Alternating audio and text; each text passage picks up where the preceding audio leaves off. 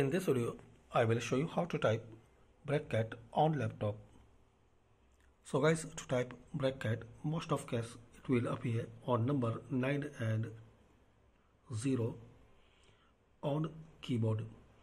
So there are two bracket, right and left.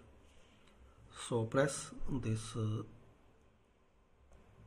bracket and make sure you press shift and 9 to type left side bracket. So press shift plus 9 and right side, so press shift plus 0. So like this you can type and insert this bracket symbol right or left. Thanks for watching. Please guys,